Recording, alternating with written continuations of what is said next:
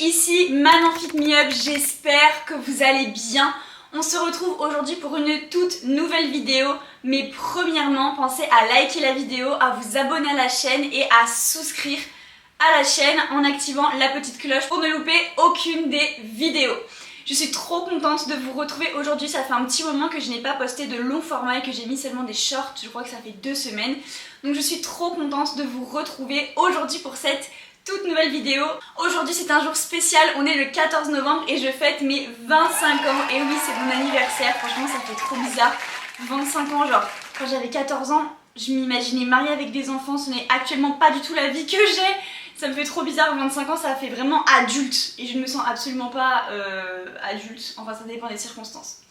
En tout cas, je suis trop contente de vous retrouver aujourd'hui pour une toute nouvelle vidéo, un concept que je n'ai pas inventé, que j'ai vu sur YouTube plusieurs fois et que je voulais trop faire. Ça s'appelle « Je réponds à vos préjugés sur moi ».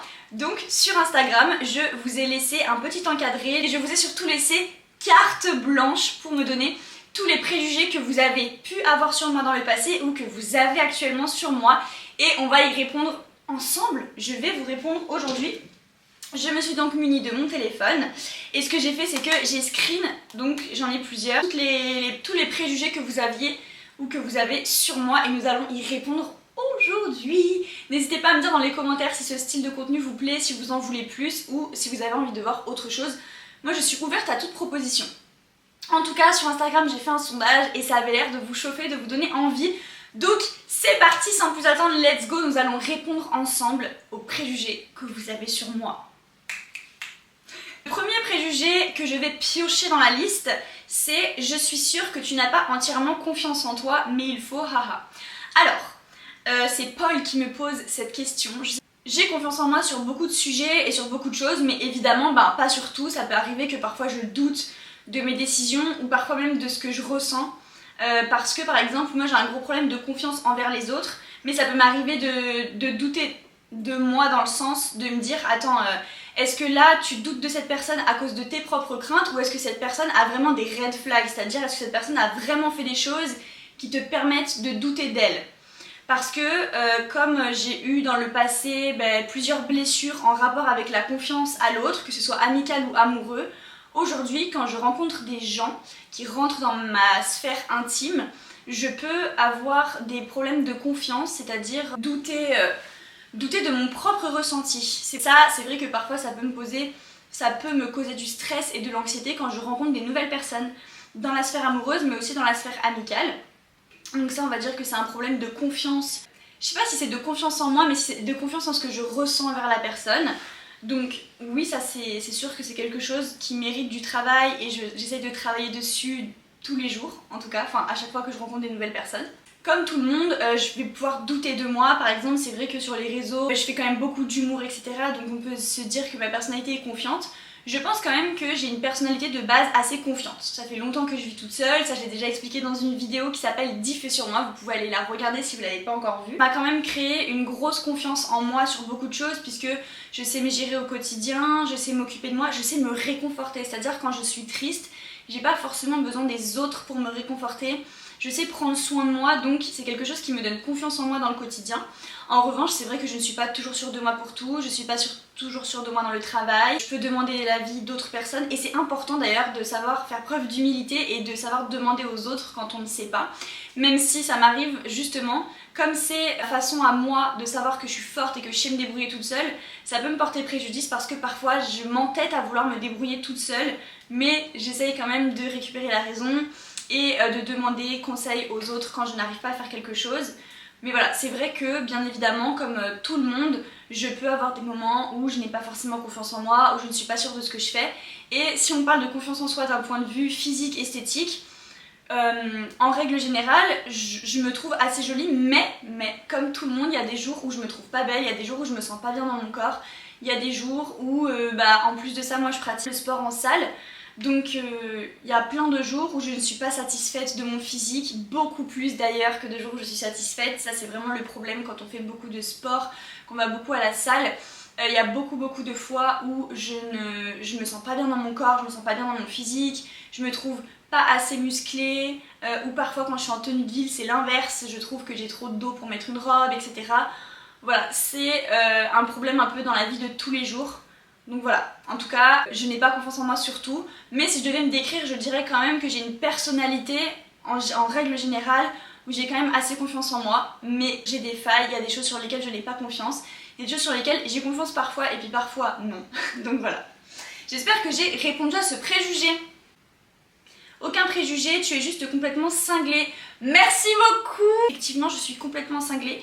Il y a plusieurs personnes dans ma tête et ce n'est pas un souci. Le souci, c'est plus que parfois tout le monde parle en même temps et on ne s'entend plus réfléchir. Alors, honnêtement, aucun, tu as l'air très honnête et très authentique. Peut-être que je me trompe. Ça fait super plaisir. Très honnête, très authentique, c'est ce que j'essaie d'être sur les réseaux. En tout cas, le jour où j'ai commencé mes réseaux sociaux, je me suis dit franchement, quitte à être ici, autant être moi-même. Tout simplement parce que je me voyais pas tenir un rôle. Et puis de toute façon, je pense pas que ce soit quelque chose qui marche non plus. Je me voyais pas tenir un rôle, une image, etc. J'avais vraiment envie de montrer ma vraie vie, ma vraie personnalité. Et effectivement, j'ai une personnalité assez extravertie. J'ai toujours eu une personnalité assez extravertie. Et c'est vrai que ça n'a pas toujours plu. Il y a beaucoup de personnes que ça a pu déranger quand j'étais plus jeune, quand j'étais au lycée, quand j'étais au collège.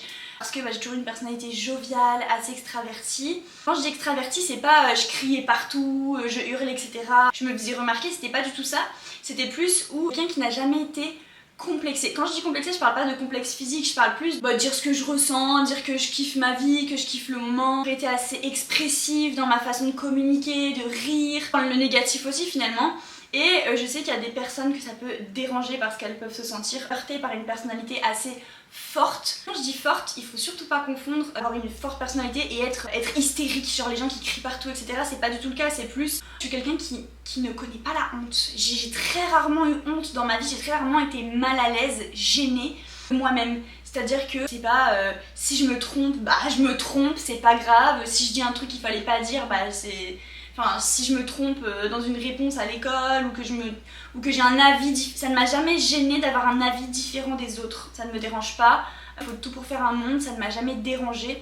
Donc je pense que ça fait partie aussi de mon authenticité, de ne pas toujours suivre le mouvement. A contrario, le but c'est pas non plus d'être tout le temps à contre-courant juste pour faire chier, mais dire de pas toujours suivre le mouvement et d'assumer ce que moi je pense, ce que je pense d'une situation, sans pour autant essayer de faire changer d'avis les autres. J'ai ma propre façon de penser, mais je ne l'impose pas aux autres et je ne juge pas les gens qui pensent différemment. Voilà. Prochain préjugé, tu n'aimes que les mecs super musclés. Donc, alors, ça c'est une question qui est beaucoup revenue. Il faut savoir que dans les questions, j'ai un petit peu catégorisé ensemble parce que j'ai souvent eu des questions similaires en tout cas. Tu n'aimes que les mecs musclés. Alors, je vais répondre à ce préjugé qui est vrai et faux. Je m'explique pourquoi. Ça fait 4 ans que je vais à la salle 6 jours sur 7. Ah bien évidemment, ça peut arriver qu'une semaine ce soit un peu moins qu'une semaine, ce soit 7 jours sur 7, mais je veux dire en règle générale, j'ai une hygiène de vie, j'ai un rythme de vie qui tourne vraiment autour de la musculation. Que ce soit la diète, donc ma façon de manger, donc ça rythme mon quotidien, mes trainings tous les jours. Quand je pars en vacances, s'il n'y a pas de salle de sport, je n'y vais pas. Mais je plaisante pas du tout, très premier degré. Si je pars plus de 3 jours quelque part et qu'il n'y a pas de salle de sport où je ne vais pas pouvoir m'entraîner, je n'y vais pas. Voilà. Vous ne me verrez jamais aller quelque part, genre même une semaine ou 10 jours, vous ne me verrez jamais aller quelque part s'il n'y a pas de salle de sport. En tout cas, actuellement dans ma vie, ça n'est pas envisageable. Ça fait 4 ans que ça n'est pas envisageable. Et je pense que ça n'est pas envisageable du tout pour moi, en tout cas. Je ne me vois pas être avec quelqu'un qui n'a pas la même hygiène de vie que moi, tout simplement parce que ça ne collerait pas. Déjà, on ne se comprendrait pas, c'est-à-dire que la personne ne comprendrait pas mon hygiène de vie, donc ça pourrait créer des discordes, on ne se comprend pas, on n'est pas à l'aise l'un avec l'autre. Le fait de s'entraîner comme ça, c'est aussi un état d'esprit, c'est aussi une façon de penser, c'est de la discipline. Et par exemple, si demain, on me posait la question, est-ce que tu préfères un mec beau ou un mec musclé? Je vais me justifier, mais je répondrai musclé. Pourquoi? Je m'explique. Quelqu'un de beau, qui a des beaux traits, etc., c'est très bien, ok, il est beau. Mais j'ai envie de dire, il n'a aucun mérite. C'est-à-dire, il est né beau et tant mieux pour lui et c'est très bien. Mais voilà, il n'y a rien derrière. Quelqu'un de musclé, c'est pas juste parce qu'il est musclé qu'il me plaît, c'est en fait tout ce que ça veut dire. Ça montre de la discipline. Parce que quelqu'un de musclé, alors évidemment, vous allez me dire, il y a certaines génétiques, etc. Mais enfin, quand on dit musclé, on parle de vraiment musclé. Ça montre une certaine discipline, une hygiène de vie, ça montre quelqu'un de persévérant, ça montre quelqu'un de passionné, ça montre quelqu'un qui a de la discipline, qui a de la persévérance, etc. Et ça me plaît. Ça me plaît, c'est quelque chose qui me plaît. Donc tout simplement je ne m'imaginerais pas être avec quelqu'un qui a la même hygiène de vie que moi et qui ne comprend pas mon hygiène de vie et surtout qui ne la partage pas. Parce que pour le coup, je sais que dans la vie, on n'est pas tous obligés d'avoir les mêmes passions. Et c'est quelque chose qui rythme tellement ma vie, qui rythme tellement mon quotidien, que ça ne serait pas compatible avec quelqu'un qui ne comprend pas et qui ne partage pas cette passion-là. Au contrario, moi j'aime m'entraîner toute seule. Donc je me verrais pas être avec un mec, on s'entraîne tout le temps ensemble, etc. Déjà on s'entraîne pas de la même façon, on n'a pas les mêmes progrès. Moi c'est beaucoup mon moment pour moi aussi quand je m'entraîne, donc je me verrais pas non plus être collée là-dedans. Mais par contre, je me verrais pas être avec quelqu'un qui ne comprend pas que quand je pars en vacances, s'il n'y a pas de salle, j'y vais pas, qui ne comprend pas que mon training il passe avant, c'est-à-dire je vais m'entraîner peu importe ce qui se passe. Bon, bien évidemment, à bon entendeur, à trucs exceptionnels, etc. Voilà, mais je veux dire, en règle générale, dans le quotidien, le training passe avant, la diète passe avant, je vais pas en soirée, je vais pas bouffer au resto 3 fois par semaine. Voilà, et donc du coup, je comprends totalement que quelqu'un qui n'a pas ce rythme de vie là se dise oh, mais trop chiant, moi c'est pas du tout ce que je veux. Et grand bien lui fasse, et je comprends totalement, mais du coup ça ne collera pas. Je peux pas être avec quelqu'un qui va bouffer au resto 3 fois par semaine, et quand je dis ça, c'est pas du tout péjoratif, c'est simplement que ça ne me ressemble pas et c'est pas quelque chose que j'ai envie de vivre. Qui mange beaucoup de fast-food, qui fait pas attention à son corps, qui n'est pas sportif, tout simplement. Donc du coup, voilà, comme c'est une passion qui est très importante pour moi puisque c'est ma passion, je ne me vois pas ne pas la partager. Tout ça fait que forcément, je vais être attirée par des hommes qui sont musclés puisque je vais être attirée par des hommes qui aiment la même chose que moi. Préjugé suivant. Tu as l'air toujours joyeuse, guillerette et faux folle, mais ça doit cacher de sacrées douleurs au fond.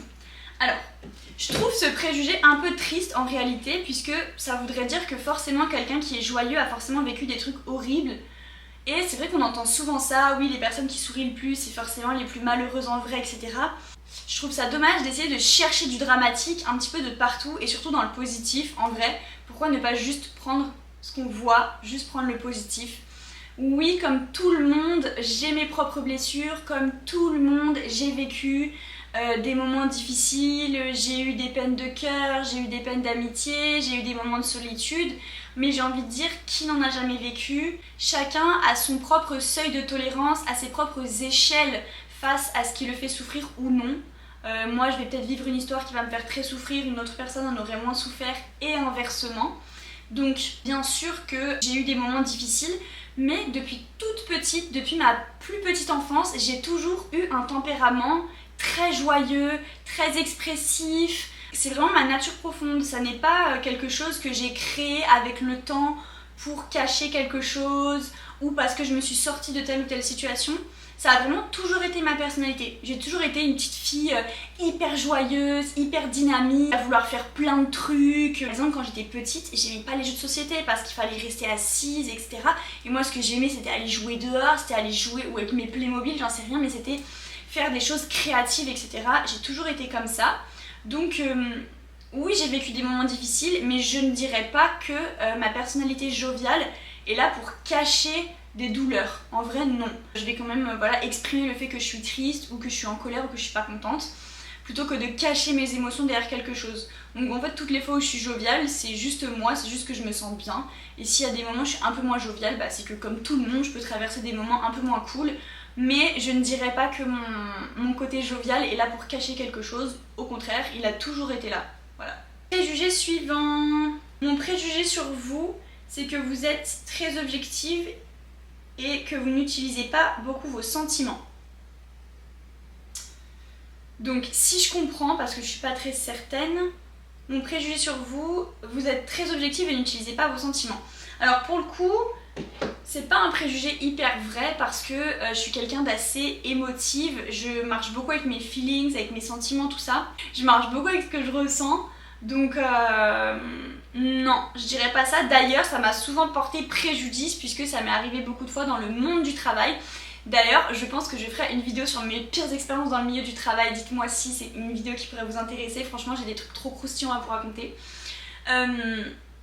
Mais je dirais que justement, ça m'a beaucoup porté préjudice parce que j'ai souvent laissé mes sentiments dicter un petit peu ma façon d'agir en me disant ah mais non je peux pas faire ci, je peux pas faire ça à telle personne, mais s'il vaut mieux que je dise oui, il faut que je sois là pour la personne, etc. Donc non, je dirais que c'est plutôt l'inverse. À l'inverse, même si je sais être objective, ça m'est souvent arrivé de me laisser un petit peu être perturbée par ce que je ressentais pour les autres, et du coup ça a quand même souvent porté préjudice de laisser mes sentiments prendre le dessus sur finalement des choses où j'aurais dû être seulement objective. Prochain préjugé, je connais par cœur toutes les chansons des vieux Disney. En vrai, en vrai, il faudrait que je teste.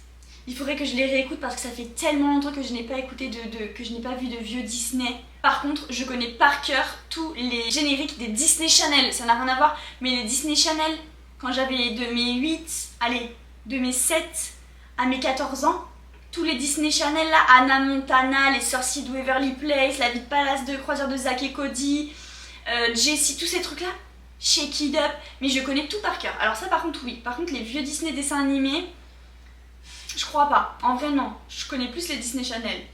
Après j'ai plein de messages et c'est trop mignon, merci beaucoup, de moi je te trouve parfaite ma Buchette, première fois que je t'ai vue, j'ai été trouvée super ma crush. C'est trop mignon. Pas de préjugés, si je t'avais comme pote je serais trop contente, take care, vraiment ça fait trop plaisir, merci beaucoup, vous êtes adorables et sachez, toutes les personnes qui sont avec moi sur les réseaux sociaux à qui je parle tous les jours, vous êtes mes amis en fait. On est amis. Ne dites pas j'aimerais t'avoir comme ami, nous sommes amis. T'es trop cool pour exister, t'es un hologramme. Franchement ça fait trop plaisir, merci beaucoup, mais en vrai non, je vous rassure. Un préjugé, tu es féministe. Alors oui, et j'ai envie de dire en 2023, qui ne l'est pas, c'est grave de ne pas être féministe. En 2023, je rappelle, le féminisme, c'est vouloir l'égalité entre les hommes et les femmes, et je ne parle pas que dans le milieu du salariat, que dans toutes les sphères, dans les sphères personnelles, professionnelles. Je suis féministe.